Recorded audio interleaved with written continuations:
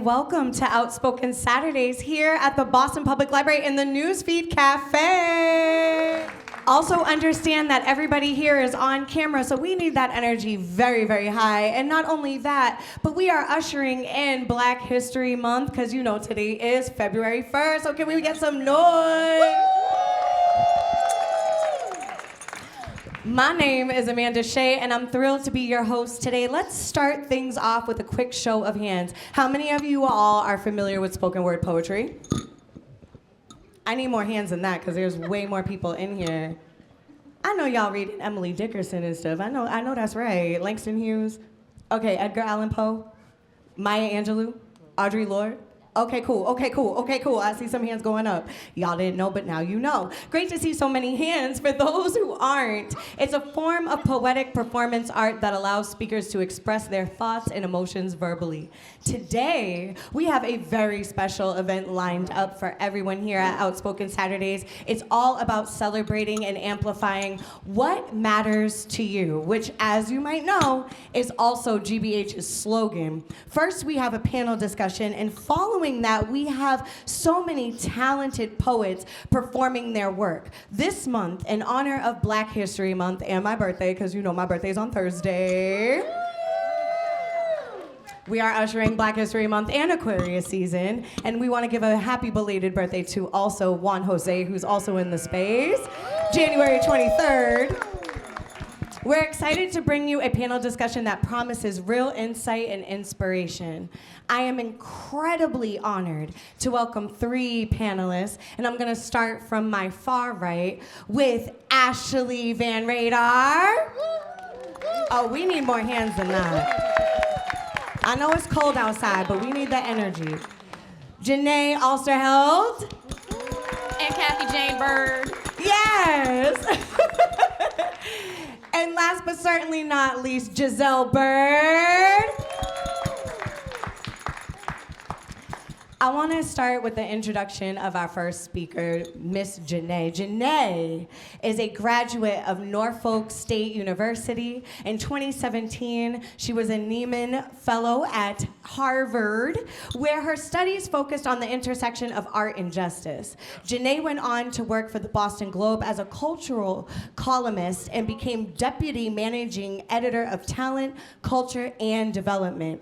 There, she founded A Beautiful Resistance, a series that centers and amplifies BIPOC voices. Jeneé has won various awards for her outstanding work, such as the New England Regional Emmy Award winner. Give it up. Next, allow me to introduce Giselle Byrd. Giselle received her undergraduate degree at Savannah College of Art and Design. With a long history in talent management, Giselle has recently taken a role as the executive director of the Theater Offensive. Y'all are on camera. The Theater Offensive is a space by and for queer BIPOC individuals, which has won a plethora of awards for its outstanding advocacy and performances. She is also the first Black trans woman accepted into the Through Her Lens, the Tribeca Chanel filmmaker program, and to lead a regional theater company in the U.S. Let's give Giselle a warm welcome, and Kathy G.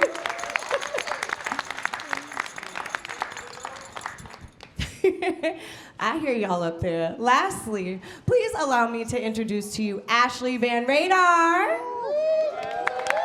Hey, y'all.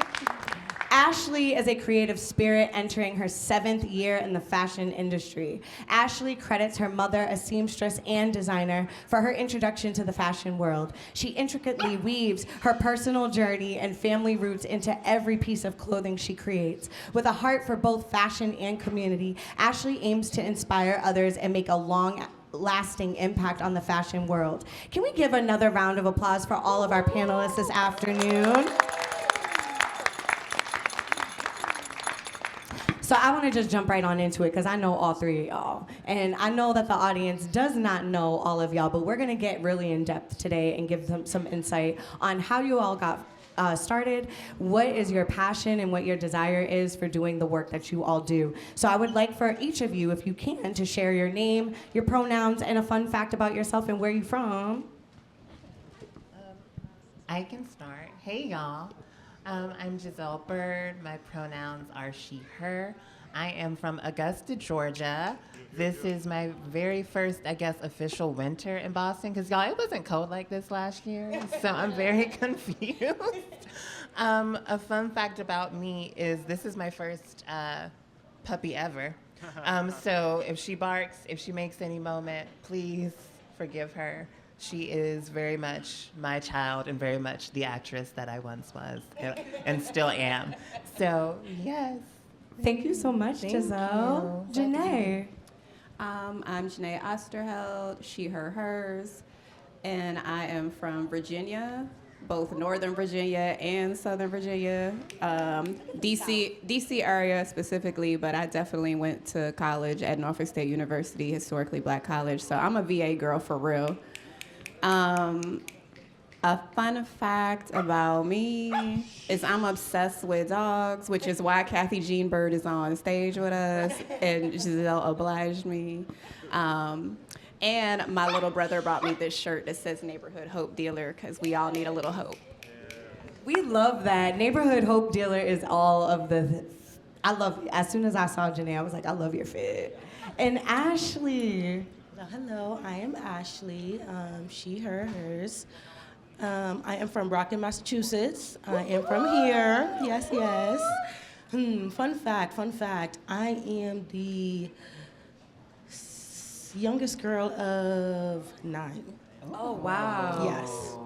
Yes. Big family. Huge Girl. family, so yes. Are you from the South too? Because that's how we used to do You know it. what's so funny? My family's from the South. My mom is from New Orleans, and then she came to Boston. So me and my brothers and sisters are the only ones here. All my family's still in the South, but yes, and she comes from a huge family as well, so she's kept it going. I love that for us. I'm originally from South Carolina, Charleston, South Carolina. So the South up here in the North running deep. With that being said, I want to ask you all, why did you all choose the career path that you all chose? And how has your individual story impacted your career path?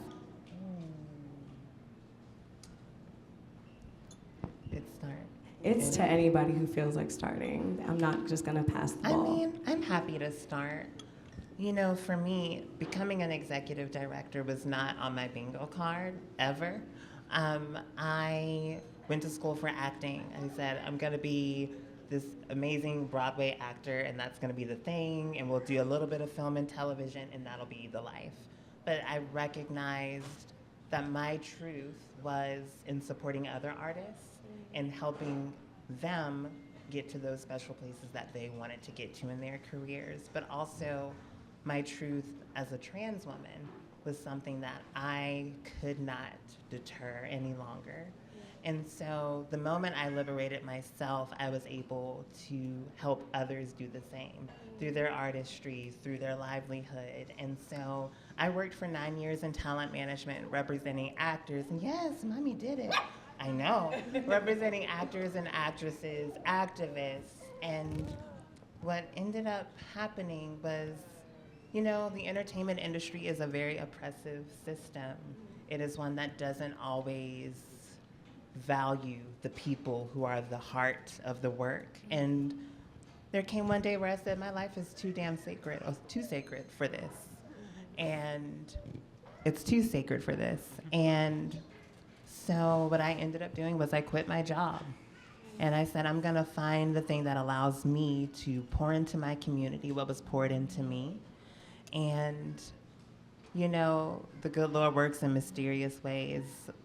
About 5 months after I quit that job, I got the call to be the Theater Offensive's executive director, which allowed me to do just that. And it has been a year in this role, and it is the most beautiful time of my life thus far. To serve our people, so I'm very grateful. Thank you for sharing that, Giselle. We're happy to have you here in Boston. Yeah, I'm glad y'all have me. So what brought me into my passion?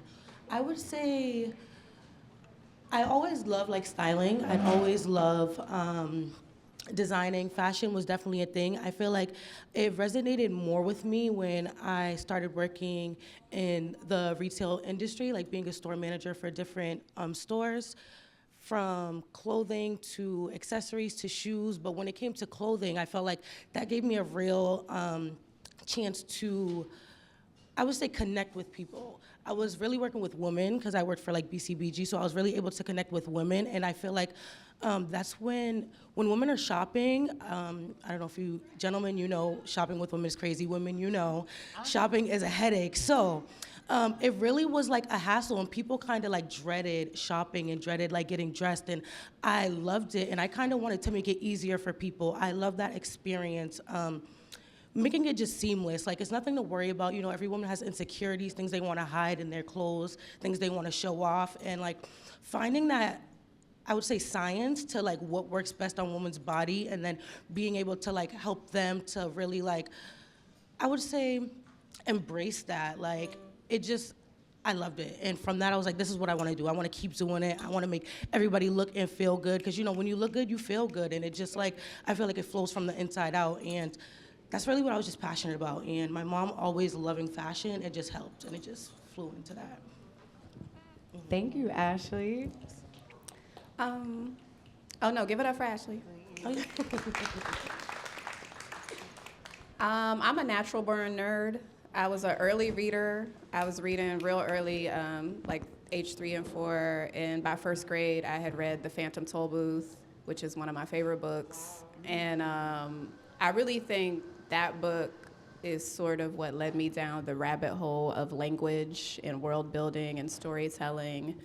And as a latchkey kid, I was a latchkey kid in kindergarten at age 5, coming home after school, locking the door, standing on a stool, making my lunch.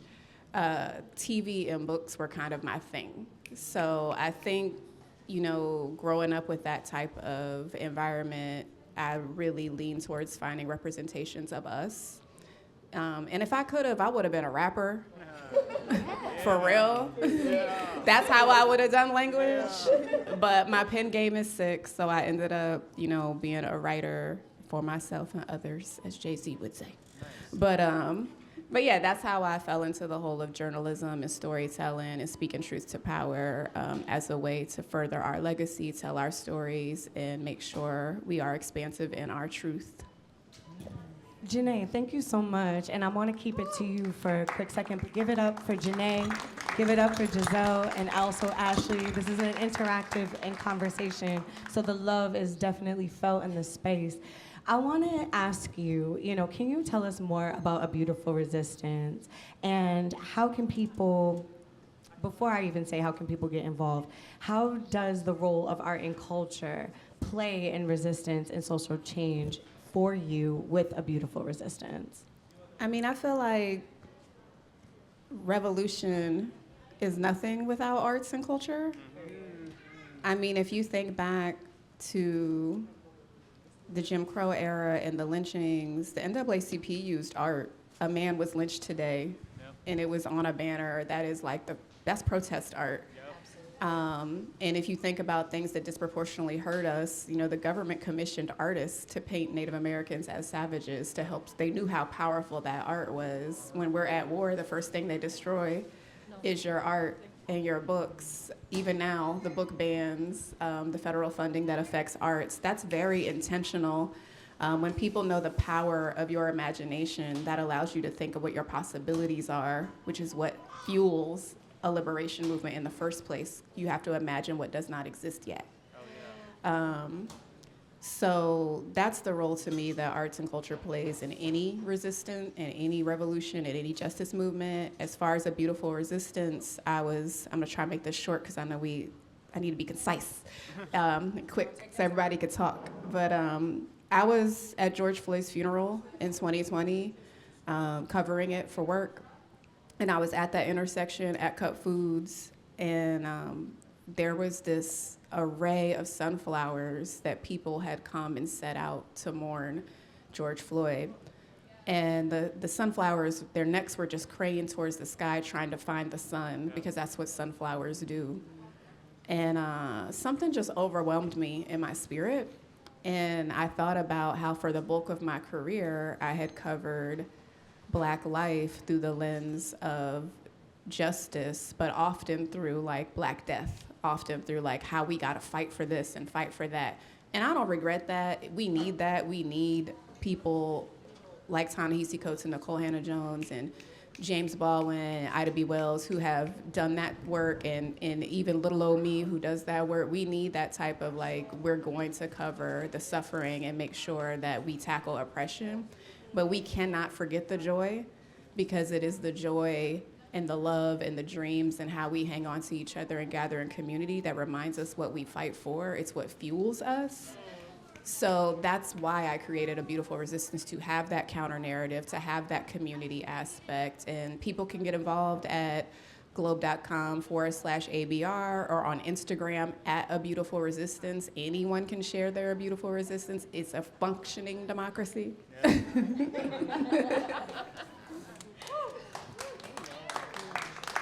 I need to hear more hands clapping for that, because wow, beautiful answer.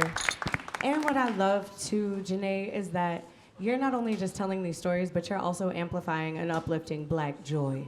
And that's really important, especially in these times right now. So thank you for your continuous efforts and your work for highlighting us, especially in Boston, where, you know, they don't believe that there are any Black people who exist here, and there's a bunch of us. It's a quarter Black, it's 20% Latino, we here. Yeah, we outside. We outside. And if you know your history, Afro Latinx as well. So we ain't gonna talk about that because we're gonna figure it out. Giselle, you had named the talent management industry can be very brutal and oppressive. I wanna ask you, what advice would you offer someone trying to break into the talent management industry? Knowing, yes, knowing. Do not ever compromise your truth to fit someone else's. You have something special to offer, and you are in this space for a reason. And you are breaking barriers in an industry that has forever wanted to get people that look like us out of it, because we aren't to be the decision makers, we're to be the commodity. We're supposed to be who they get their money, who they make their money off of. So when we're in the place of power, it is up to you to determine how you want to use it. And it's about not compromising your value system and making sure that when you meet people who reflect yourself, that you take care of them and you give them the honesty, the very radical honesty that most people tend to not share. I think, you know, when I left my job, the question became, so who's the Black girl we can talk to about being Black in this industry and being queer in this industry or being trans in this industry? And I said, you know, I'm not going anywhere. I'm always going to be a tool and a resource. But when you're breaking into that industry, don't ever let them try to break your spirit, because they want you to become this sort of white supremacist robot to do the work. And you know your value, you know your worth, and if the math is not mathing, please walk away. If the math is not mathing, please walk away.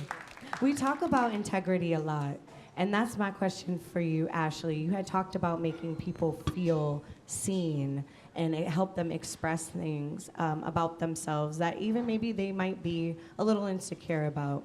As somebody who suffers from body dysmorphia, it is a real challenge for me to get dressed every day. That's a real thing. What are some of the pieces that hold special meaning to you? And how do you see those show up in the world? And how do I, what was it? Sorry. Yes. How do they show up in the world? Like, what are some special pieces that you have made that have a very special meaning to you? And how do you want them to show up in the world? Some special pieces that I've made. I feel like, well, so funny, one special piece I'm wearing. Ooh. Okay. One special piece I'm wearing was just like a graphic t-shirt, which was all about like representation for me. It was actually 3 years ago, Black History Month, I was really just seeing what representation looked like to me, and just superheroes, just the amazing Black beings that make this world go round and that make that influence the culture, that alter culture. I feel like nothing happens without our creatives. So like, I was really just like finding out who I was, what I loved about fashion and art, and this was like my interpretation of a superhero. It was like Black woman. Yes, just Black woman. I feel like I wanted us to see ourselves as exactly who we are. Like, we are glorious, we are conquerors, we are everything, we are superheroes, we are infinite. And that is like a t-shirt is a small thing, but when you wear it, it is also empowering. And when you really embrace what it means to be like a royal outcast, like you're outcasted, but you embody that, you embrace that, like, I feel like that's what it's really about for me. Oh, first of all, I am here for superheroes. Hey.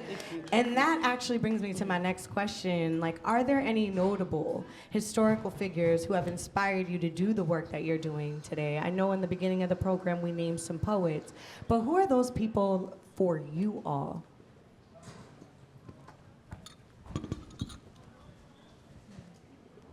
I love the fact that they're taking their time to answer this question, because we really got to think about that. Like, who are some of the people that inspire us to embark this journey that we're on? James Baldwin, Ida B. Wells, Toni Morrison, Zora Neale Hurston, W.B. Du Bois. I mean, there's like a long list. Jay-Z, Dream Hampton. Dream Hampton is, I would be remiss if I didn't say Dream Hampton is literally why I do what I do. Danielle Smith, who was once the editor of Vibe magazine. Queen Latifah. Yes. A lot of people laugh when I say this, but Khadijah James. Yes.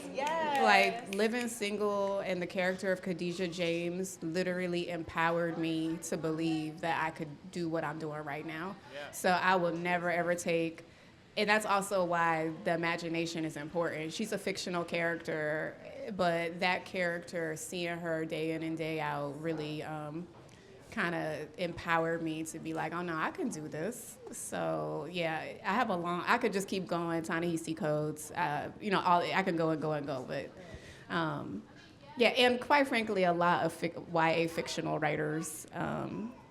Like I said, The Phantom Tollbooth is a book I return to often, and not fictional, but Assata changed my life. Assata Shakur changed my life. Before I pass it to Ashley and Giselle, Living Single is such a monumental show. Maxine was one of my favorite characters because she was an attorney on the show, and that's actually who made me be inspired to being like, I could probably do this for real. Now, I ain't an attorney no more, but we gonna talk about it. But for people who don't know who Dream Hampton is, because yes, that's important to name, can you describe her work and how she shows up? So when I was growing up, Dream Hampton was a regular in the Village Voice, RIP Village Voice. But she was a hip-hop journalist, and she has since become a filmmaker, an activist, an advocate, she to me is the standard. She's the bar. Dream, I was able to meet Dream and hang out with Dream, and she's just, she's always lifting as she climbs. She embodies all of the things. She was a regular in Source magazine. There's no publication that you can think of that she wasn't covering our stories. She's also the one who's responsible for elevating the work of the Chicago journalist who had been going after R. Kelly for 20 years. Dream is the one who brought that documentary to life that led to multiple convictions. And she's done a beautiful movie on Detroit. She's from Detroit, about living there. And she continued. If you look up Dream Hampton, Dreamy Fresh her name is all over a bunch of films, a bunch of art, but for me it was always the writing, and I still return to both her and Danielle Smith's work.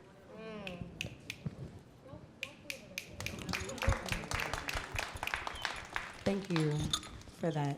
Ashley or Giselle, historical figures who have impacted you today, inspired your work today. Yes, inspired. For sure, James Baldwin, for sure. I would say Madam C.J. Walker was definitely one I had to, like, she did a big one. I feel like that was, when I was like studying her, it honestly like changed my thinking. Where I came from, there was like a lot of like poverty mentality and like just seeing like women who can really like put their foot down, make their own and make stuff happen. That was amazing for me. Women like Grace Jones, unapologetic, just carefree black girls, like up-and-coming designers from the 70s, like Stephen Burrows. He was big on like the color blocking. Yeah, the list will go on and on, but I feel like those are like a lot of. Thank you, Ashley. For me, of course, like James Baldwin, Lorraine Hansberry, her sadly quiet queerness is something that I think about often in the American theater canon. But for me, it's also Rita Hester, whose murder still is unsolved, who, you know, that inspired Trans Day of Remembrance. But it's also folks like Miss Major and Sandra Caldwell. Like, if you all know the Cheetah Girls, she plays the drama teacher. But, you know, in the documentary Disclosure, she disclosed her truth of how she moved through the industry hiding her truth as a trans woman in the industry. And she has become this force for the dolls and for everyone to really own who you are. And it's something that I find so beautiful. But of course, I wouldn't be here without Marsha, who fought for these moments. Marsha P. Johnson and Sylvia Rivera, the Storm de la Valverde, and so it's them who inspire me to wake up and do this work. But I would be remiss if I didn't say it was people like my granny, who was the equivalent of Abilene Clark, making these affluent white families become whole, or my mama, who integrated, you know, MetLife insurance company's workforce as a young black woman fresh out of school. So those are the people. I don't want this panel discussion to end at all, and I know we're wrapping it up, but you all have such amazing things to say, and I'm really just admired by each and every one of you. I want to give the audience one key takeaway that you would like for them to know from today's, or remember from today's discussion. Just one key takeaway. I know that's probably hard to kind of sum it all up, especially as we celebrate Black History Month on the first day of Black History Month in this space. And also naming our ancestors, because you're bringing Rita in this space. You're bringing Marsha into this space. They are here standing with us right now in this conversation. What is one thing that you would like for everybody to take away today?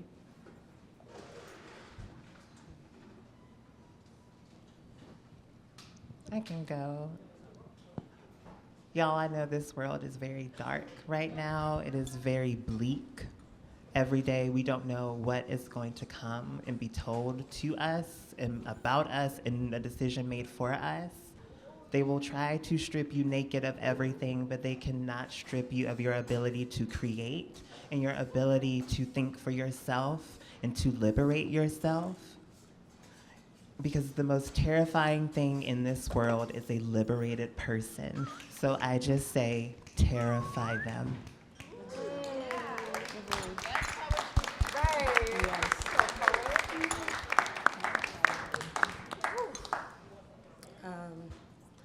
Yes, and to second off that, like she said, there's really nothing new under the sun. Everything that's going on, like we've been here, we overcome, we keep going. We have a voice. I feel like we have to use it. Your art is your art. Be authentic and use your voice, no matter who tries to silence it. It can't be done. They've tried again and again. Just be authentic, be yourself, and you know, the doors that God opens, no man can close, and the doors that, you know, God closes, no man can open. So you just gotta know, show up, show out, don't make yourself small. Yeah, and just be authentic. That's what I was saying.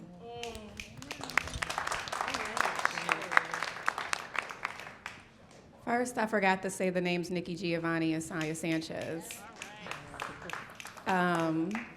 But what I would say would really echo my sisters up here, which is you are your first revolution. So water your garden, and as you bloom, make sure you shine on others so that they can see their revolution too. The road ahead is long and rocky, but we are not lost. We are always found when we love each other and delight in each other. Joy is ours to have, and liberation is a destination that we never quite get to, but we will never quit trying.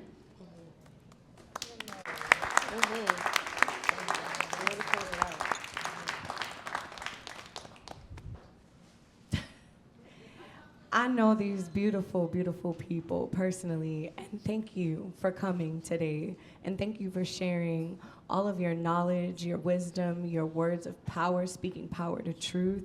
That just almost made me cry, Jeneé. On that note, we are going to end the panel discussion, and I want everybody in this space and those who are watching to give a big round of applause once again for our panelists here for taking the time to share with us. Give it up for Amanda Shea. Yes, please give it up for Happy birthday to ya. Happy birthday to ya. Happy birthday. I love y'all for real. Don't make me cry, because next up we have our poets for Black History Month. And welcome back, everybody, to Outspoken Saturdays. I love how it gives like the little behind the scenes of production. Can we get one more round of applause for that amazing panel discussion we just produced? So many gems and so many names were dropped in that conversation. I truly hope that if any name was said that you are not familiar with, that this employs you to go out and do your research. Don't ask somebody for help. Go do your own research, because that's important. Are we ready for our poetry performance from our Poetry Outspoken Saturday poets? Y'all can get a little louder than that. Is we ready for our poets? Now remember, it may look like this is easy, but this is not easy. It is very difficult to get up here and speak to a room full of strangers about our personal, intimate works, right? So we need all that energy to be high. I know we're in a library, and normally we do not want noise, but today is the day for you to be liberated and make all of the noise. So I need the biggest energy and a big round of applause for our first Outspoken Saturday poet. Please give it up for AJoeSaint! What is going on, y'all? Y'all doing well in here? Wonderful, wonderful. Like she said, my name is AJoeSaint, real name Aaron Joseph St. Louis, and I hail from Springfield, Massachusetts. And I heard y'all doing some dope stuff out here in Boston, so I thought I would pop in and share a poem with y'all. Is that cool? Yeah. Wonderful. I would like to call this poem Love You With Intention. Thank you for listening. Love is much more than lust, attraction, and attachment. Much more than testosterone and estrogen, dopamine, serotonin, norepinephrine, oxytocin, a vasopressin, much more than a chemical reaction, but the air around you changed, that O2 turned to, oh, wow, when we spoke in passing. You were casually dazzling. My goofy Cheshire grin probably hinted at my intentions. Queen of Hearts always on my sleeve, dentistry and lenses, but you were so low-key in your demeanor, conversing, I could see her flooded with brilliance, comprised of tested faith and logic. Feeding me details that I can ponder. I'm Capadonna. I dug you like the pockets and only found fountains with nothing toxic, just cool pools of feminine fineness. Your finesse was like art and science combined, and whimsical yet precise. You a dancer, right? I think I've seen you about 2 times, like singing my life with his words, but there's nothing soft about this and never based on what I heard. I prefer to find out for myself, and I feel like you're the refined wine from the top shelf. Every encounter was a sip. I'm punch drunk on your exquisite. Now I feel away when you distant. You mind if I fix it? Because this is so different. I want to love you with intention, but this is so different, so I've been estimated guessing. I learned by repetition, so I'm Bart Simpson at detention, writing constant reminders right on my soul. So my bad if I say I love you too often or too early. I'm just an awkward black earthling.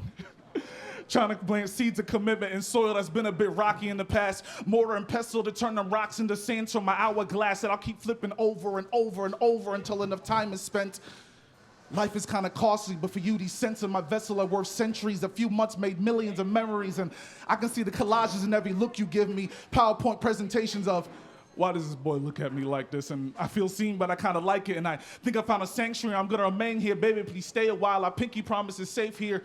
My rule of thumbs to always make this point. I love you, and I pray you see the sign before I even speak the word.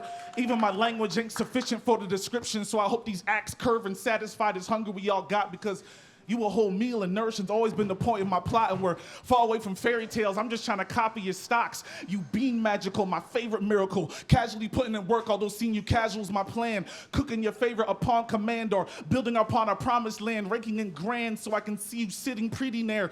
Breach sands where deep tans leave you caramelized. Sweet, soft, and a bit blacker. God manufactured, ergonomic. You got a curve by design. You're a comfort to me in every factor, so my bad if I'm scared to move a little faster. I don't do this too often. Only quality catches my eye and helps this stiff heart to soften. Might siphon some summer from you. It's been cold out. Finally get the feeling in my fingertips, but I promise supply double back. I mean sun surface, warmth in my dialect. So when our hands clasp, my vena amoris only pumps promises kept in respect. And I've never been afraid to be specific. Date until Mr. and Mrs. is the honorifics, and last in this earth space. I'm a man who wants to be kept, so be yourself. That's what brought me here in the first place, but I guess that wasn't our fate. I tried to love you with intention, but we broke up before I even finished writing this poem, so all of the above was estimated guessing. It's all good, though.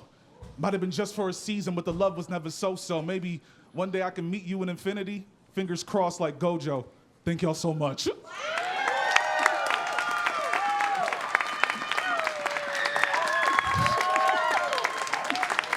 Once again, my name is Aaron St. Louis. I go by AJoeSaint. If you guys would like to follow me, check out what I'm doing, you can follow me on Instagram at AJoeSaint, AJoeSaint. If you're not an Instagram person, I also got a website, AJoeSaint.com, AJoeSaint.com. Thank y'all so much for having me.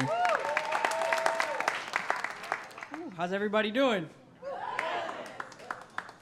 All right, I go by RENE. I like to do this little thing, so if you're with me, can I get a ooh, ooh? Let me get a mmm. There we go, there we go. This is called Jar of Flowers.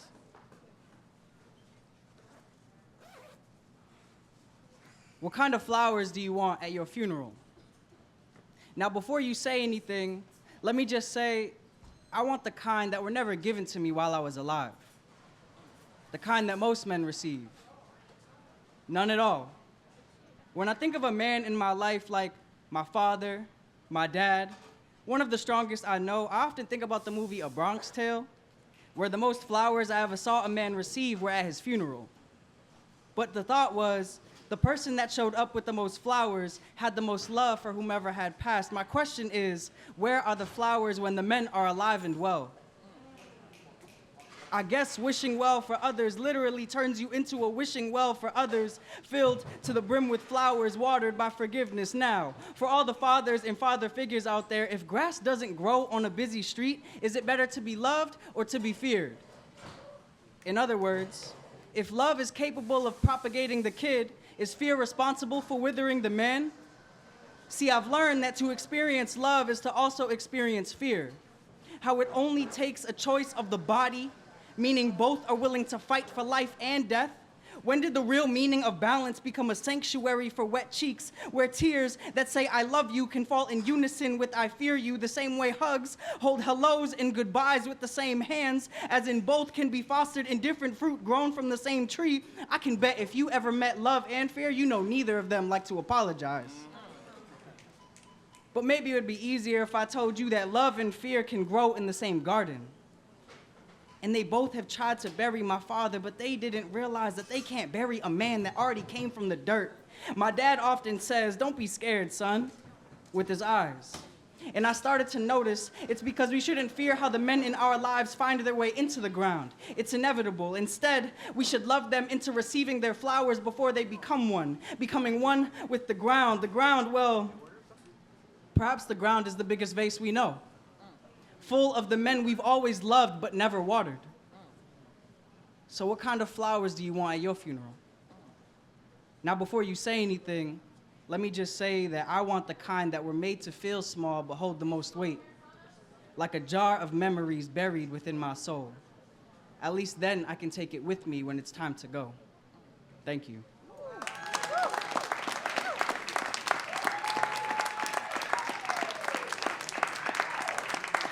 My name is RENE. I just want to say, if I leave you with anything today, just let it be that you should love the men in your life and be the reason that they receive flowers before they receive a casket.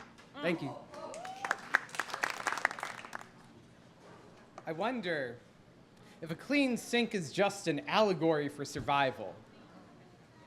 The dull chrome is burnished with memories, scraped and scuffed with time after time of being filled, emptied, and scrubbed clean. The microscopic grooves speak to dining room table aftermath, to laughter and tears and frantic functionless fears and similes, scattered like second chances.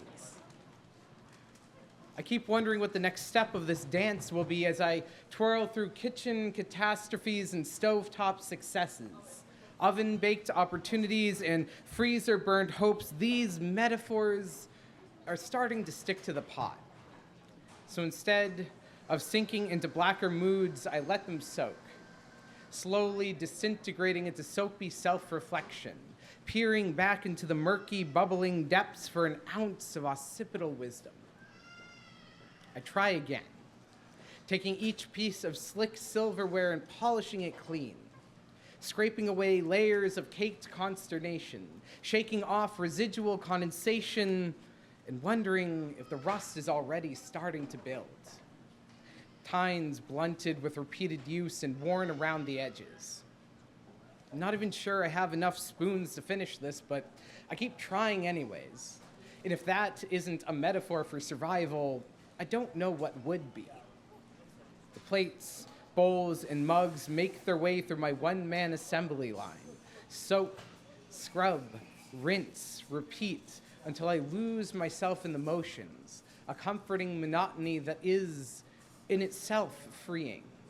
Circular strokes met by measured motion, step by step. A softness in the simplicity.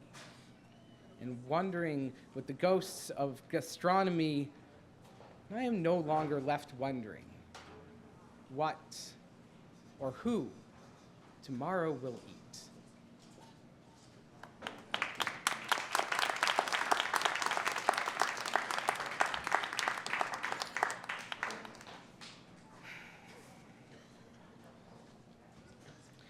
Being an adult can often mean excited thoughts of thermostats. The kind that waver for temperatures, plan out and track, can also mean realizing what doesn't work, an oft hard fact. So when I say rewiring, it isn't just red, green, white, black. It is looking back, reflecting, past participles, hard lessons, picking up pieces picturesque and choosing healing aggressions. This means getting zapped, shaking it off and trying again in sessions. It means sitting with transgressions and relearning until the pain lessens. This is hard work, seemingly straight trauma twisted around and stowed away, years of heartbreak tangled and boxed up, hidden from the light of day. There's unlearning to be done here, choosing what goes and what can stay, boxed up again to be dealt with at later dates, what's left displayed. Calcification can build up, years of stagnant thoughts that become layered and caked with time like hard water, heavy metal metaling, some taking even longer to scrub away, exposed piping scarred, senses numbed, waiting to decay, leaking life, crumbling connections overcome. Begin with thinking, planning things out, future tenseness, and adjusting for acceptance inside and out, self and others. And then trusting, dusting off tools, reconstructing, reviewing rules, and discussing. Understanding that change happens regardless of our encrusting. Be here in the now, the moment. recognizing when change begins, when the screws come loose, leave a void to plaster over our past sins with present action, filling in flawed, frayed smiles with new refreshing grins, spins, and come what may, we will find a way, thick or thin. So when I say reconstruction, I don't just mean steel nuts and bolts, replacing rot with revival, papering over, hiding raw hope. I mean breaking down, in and out. Past obstructions, seeing what floats. Being an adult can often mean finding new tools that become yours. Thank you. So as Amanda said, I am Rikhav Kothari. I'm an organizer with the Lowell Poetry Wheel out of Lowell, Massachusetts. I'm excited to announce that we just found a new venue to continue hosting our Untitled Open Mic. That'll be next Wednesday at the Dragonfly Cafe in Lowell, Massachusetts. So excited to have people back in our space again. And if you want to find out more of what we do, you can find us at Lowell Poetry Wheel on Instagram or lowellpoetry.com. And if you want to find more of what I do, find me at Pitch and Poetry or pitchandpoetry.wordpress.com. Thank you so much. So this poem I'm going to perform today is called Trans Joy. The space between day and night seems to last forever. Rue's cheerful voice reverberates down the street. Tiago's soft eyes listen as he tinkers with his truck. Little man's with his backwards cap tilted slightly to the side follows closely behind. I'm just wearing shorts and flip-flops. A warm breeze grazes my skin. No one notices my scars. I wonder what color the sunset will be. Is this what happiness feels like? Thank you. Hello, hi everybody. How's it going? I'm happy to be here. I'm happy to share space with you all, and I'm here to share love with you all as well. This poem that I plan to share today is called Feel. So let's jump right into it, okay?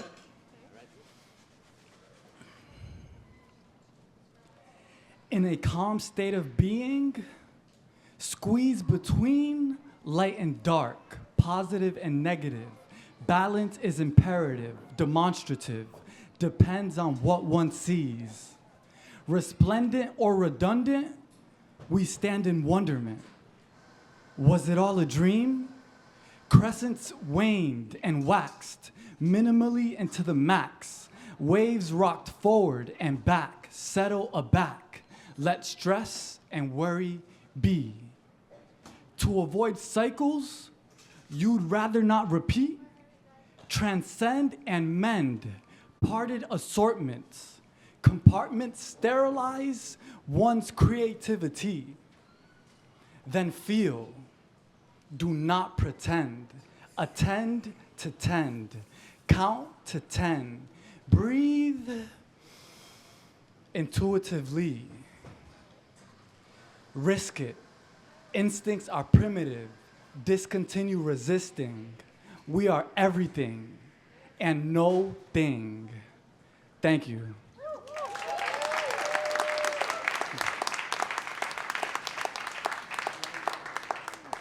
Like Amanda said, I go by Oereishi Aeoma. That's Oereishi, okay? You can follow me on Instagram, YouTube, honestly, all the socials that are out there.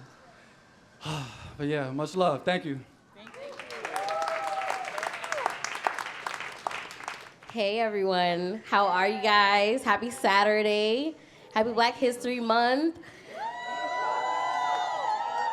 I go by the name of KieJah, KieJah. I just released a song. I'm a singer and a songwriter. I am the founder of the Arts Foundation, which is a nonprofit for students that are artistically inclined in Brockton. We work with inner city students in performing arts, digital art, visual art, written art, And between the ages of 12 and 18, we'll have a February vacation program going on. So if you know any youngsters, tell them to hit us up, Arts Foundation, Inc. I also released a book of poems, so I'll read from that.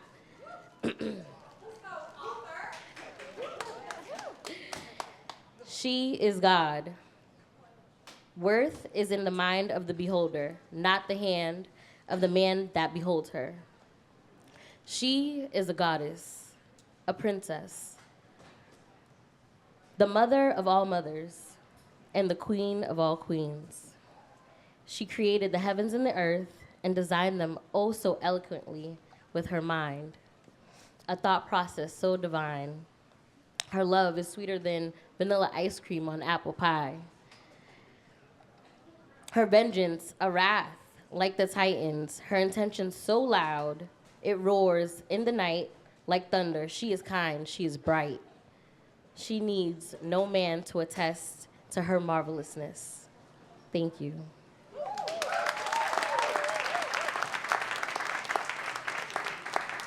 You can find me on Instagram at KieJah, KieJahh. Thank you. How's everybody doing? Yeah, my name is Armani Thomas, Boston born and raised. Yeah, all right. I moved a lot. So pick a neighborhood. I probably live there. I got one poem for y'all. It's called Pillars of Salt. Let's do it. What do I bring to the table? I swing the salt over shoulders. This rock and hard place is lightless, it's mountainous till I climb over. Alpine in state of mind, but unwind when en route to closure. The chalice is filled with ice as it's cooling down all the sulfur. Don't mistake my intentions. Maybe this is all my fault. I should have been more clear, wipe the mirror, shut the lights off. Consult myself in the dark. I'm intimidated by eyeballs. Other side of the glass is a man who shrugs with an eye roll. Penny pinching at my soul. What does it cost to keep it? Future's looking dim. Grim Reaper's claiming he needs it. I think he starts to convince me. His spiel is starting to tempt me. But I'll never runneth over. Nothing to spill, I'm empty. Cost effective, I heckle. Damage is what I revel. Never feeling at peace until all of the dust is settled. Debris and decay is my forte. Feel comfort looking disheveled. If I appear too luxe, all my people will start to tremble. Never because of envy. It's fear that I'm out of reach. When you reside in the sky, there's a disconnect when you preach. Clouds are cushioning my fall. Another plummet to conquer. You think the sky would bring peace, but the wind will begin to haunt you. Shamrocks will start to taunt you. Luck's a stranger to favor. Leaves of three leave him be, but I'll risk befriending the danger. Soon as I left the hangar, I knew what I signed up for. Air assault to the ants, amongst the clovers, to them their saviors. Grievances from the stomach. Poor decisions have one chore. Carry you through the day, but you can't go home without one sore. The blade you're using in battle is staining. Sustain the blood force. Visions of violence flashing. Regrettable past held by my sword. Horsemen to the above. Saddle up for the sand shrew. Crowns and scales in abundance. I simply follow commands. Who blindly follows a leader with only promise of sable? Me, of course, through the door. Please remove my chair from the table. I just want to be different. Break the curse in the cycle. Throttling towards the obstacle. Heading into the cyclone. They discharge me without a compass. All alone, I'm on my own. Nomad follows the North Star. Slice of pride for the ride home. When will I find the right one? Could she have gone and I missed her? I dwell too much in the past. Misty-eyed, ain't no mister.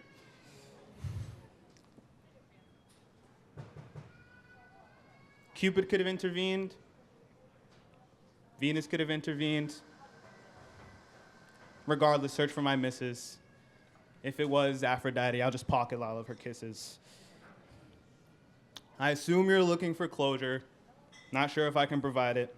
Ah, your feet are bleeding from eggshells. Be careful the way you stride in. Heaven's gate will open as long as you put the time in. If laziness is a sin, then the river Styx I'll reside in. Thank y'all. Yeah. My name's Armani Thomas. Armani like the clothes, Thomas like the tank engine. You can find me anywhere under that name. We make music, we do it all. Thank you. Shout out Sam for recording. Shout out Sam. What's up, Boston? Give it up for the big Boston.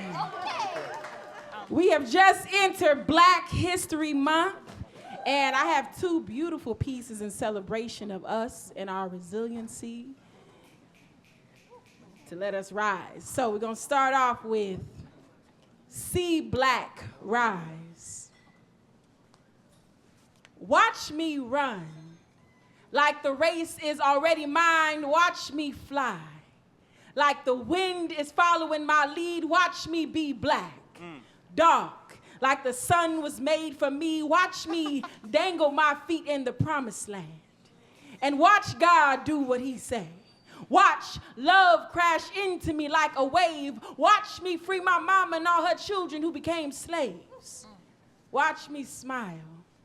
Like the edges of my mouth got something to tell my ears. Watch me cry. Like it's my strength. Watch me be. Like your opinion never mattered. Watch me dance. Like nobody's watching. Watch me. Because I deserve to be watched. And watch me watch you like you matter. Like I see greatness leaking out your future. Like you got an army of angels behind you. Like you can't be covered, ignored, or pushed aside. Watch me. Watch you. Like you too big of an idea to be quiet, so you better say something. Say it loud too.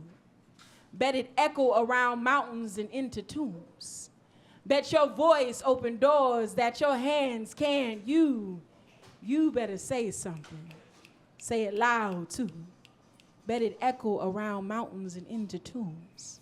Bet your voice open doors that your hands can't. You better say something.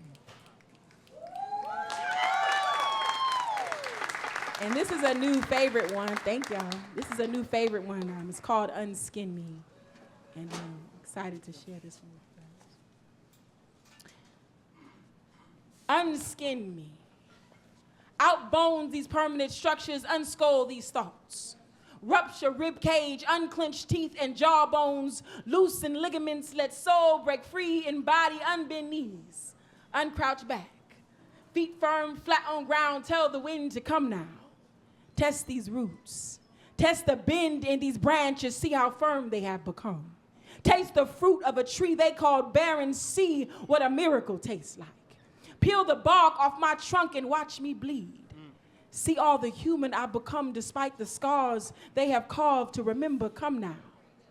Gather under the echo of my voice and listen closely to the song of 1,000 ancestors humming, rejoicing, like they knew the day would come that our blood would once again rise up. Come now.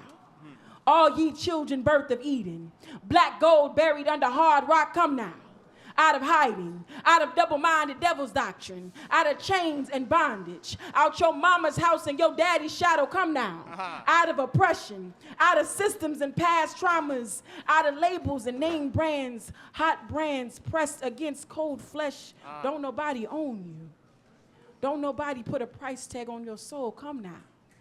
Out of poverty, out of low frequencies, out of heartbreak and dysfunction. Come now. Out of patterns and cycles and patterns, because you ain't broken. You ain't lost. You know where you going, where you come from, who you are. So stop wandering around like the stars ain't watching. Like the sun don't know you by name. Stop praying. Stop asking for what you got the power to call forth. Come now into the promised land. Open your hands.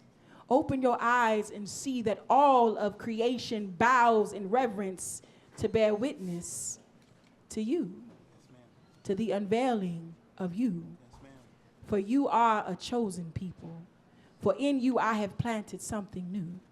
Something this world has never seen, but you will never see it if you don't move, child, move. Look up, child. From the hills is where thy redemption comes. Look up, child. Heaven ain't at eye level. Look up, child. Tell the sky to open. Bleed you out of truth so deep they can't deny it. Look up, child. Look up, child. For this ain't where you belong. Look up. Thank you. Thank you so much. Shout out to my sister Amanda Shea and Big Boston in the house. I love y'all. Thank you so much. You can follow me on Instagram at Rise Felicia. Rise Felicia, not by Felicia. Now you can't forget. Well, love y'all. Yeah. Good afternoon, everyone. My name's Naomi Westwater. I'm a poet and a folk singer-songwriter. Wow. And I focus a lot on nature. And today is a special day because it is February 1st, which means it's the mark of Black History Month. But also, today is a sun holiday, and it is the sun holiday Mbulk. And we are officially halfway through the winter. Hey. Yes, we are halfway through. And officially, we are out of the darkest quarter of the year. Thank God. And so the next 3 quarters, it's just going to be light and light and light, okay? So I'm going to read 2 nature poems for you. This first one is called On Deserving. The oak tree does not worry if it is worthy of the sun.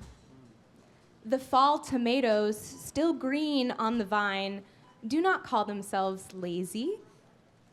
My dog sleeps and plays all day, and never does he wonder, what did I do to deserve this life? But we wonder. We wonder. And what did we do to deserve this life? We lived it, my friend. We lived it.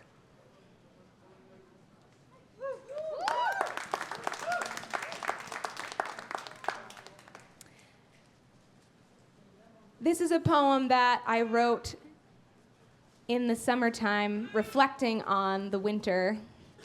And I think based on where we are in our history of the world, and based on where we are on this planet in New England, winter is hard. Yeah. And we're also in a metaphorical winter. But I want you all to be imagining summer and what summer's gonna feel like whenever it comes, because it is guaranteed to come. So this is called Happy Sunday. I hope you cry today twice. Once for your troubles, and once for the realization there is joy in this world. I hope you save an earthworm. I hope you eat a fresh peach.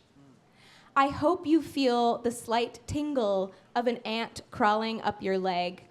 I hope you meet a sunflower taller than you, a sunflower the bees love, a sunflower thriving in the way you dreamed it would all last winter.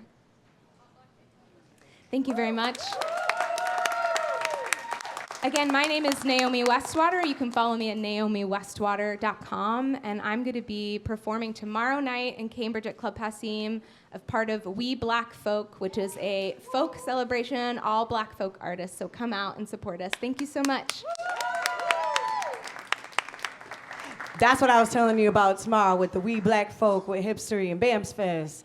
Okay, with that being said, y'all, we at our last Outspoken Saturday poet. Can I get another collective? Aww. I know, but that's okay, because guess what? I don't see Olivia out here, but if you have folks who are interested and you're like, wow, what a beautiful display of poetry, and I think I might want to do that, or I know somebody that can do that, please sign up with us, with either Juan, Jose, who's pointing at Olivia, or Olivia. You can sign up and just give us your email, and we will be in touch very shortly. With that being said, our next Outspoken Saturday is March 1st. And if I've been remiss to tell y'all, this is our 3rd season of Outspoken Saturdays. We just entered our 3rd year this January. So I just want to give a round of applause for that. Period. With that being said, are y'all ready for our last Outspoken Saturday performer? Please put your hands together and give us that big, big energy for Fox the Voice! Peace, everybody. How y'all doing this afternoon? You can give me more energy than that. How's everybody doing this afternoon? All right, then. Allow me to reintroduce myself. I go by Fox the Voice. Man of many talents, but poetry has been my first love for many, many moons now. So glad to be in this space. Thank you, Amanda, for this opportunity. So this piece I'm gonna do is a reflection of, just how life has been lifing for everyone. Y'all can say if you understand, So life has been lifing for me, and sometimes in my imaginative mind, I always have like that getaway, that destination, and if you're wondering what it looks like, I can describe it to you.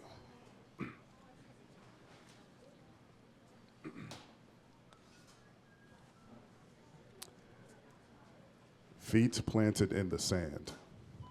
Breathtaking views of this land is right where I need to be. Just me alone, feeling present in this close to perfect place that has no name, yet we are one and the same. Ocean never looked so blue. The sight of paradise is so new. Singing seagulls soaring in the sky, children playing in the water while walking by. I can rest here all day. God put me here to stay. As I look above and see the clouds, I'm in love. If there was only one thing I wish, it would be for peace like this. But it's just a dream. I appreciate you for listening. You can follow me at Fox the Voice on Instagram. Mom, this is for you. Thank you. I love y'all. Thank y'all so much. And before I go, I would be remiss not to thank each and every person that was up here today. I first want to thank each and one of the panelists, Giselle, Ashley, and Jeneé, for joining us. I want to thank each and every one of the poets, Fox the Voice, Naomi Westwater, Felicia Cade, AJoeSaint, RENE Ramos, keep it going, Rikhav Kothari, Sonny Oram, Oereishi Aeoma, KieJah, and Armani Thomas. And I also want to thank our wonderful GBH crew. I want to thank Maddie Gayer. Maddie, where you at? Yes. I want to thank Olivia. Where's Olivia? Christina. Yeah.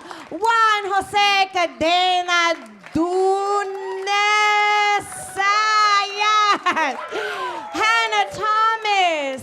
She's not here, but please give it up for Hannah Thomas. And also who is not here in the building, Sandra Lopez, Burke. And then I also want to thank the Boston Public Library for having us. This is historic, what we're doing here. I also want to thank the Newsfeed Cafe. Give a round of applause for everybody serving drinks and food to each and every one of y'all today. This is no small feat. And then last, but certainly not least, this platform, this stage would not be what it is today without each and every single one of y'all in the audience and at home watching. So please give a big round of applause for yourselves. That's how y'all loving on yourselves? That's the love y'all give yourselves? Clock it. Okay, and also, Chip, I love you dearly, but I'm gonna get you, so don't go nowhere. Poets, if I could get you all to join me on the stage as well as the panelists, I want the biggest group picture as possible. I don't know where y'all going after this, but there's so many things to do this weekend, 333 as I say that, and if you know, you know.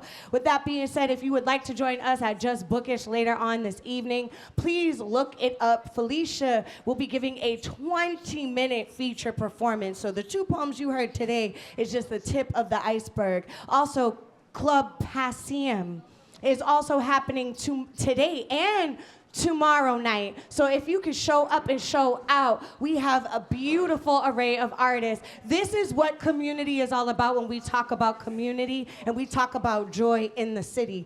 There's a lot of us out here. So give everybody up here a round of applause and yourselves, and we will see you March 1st for Outspoken Saturdays.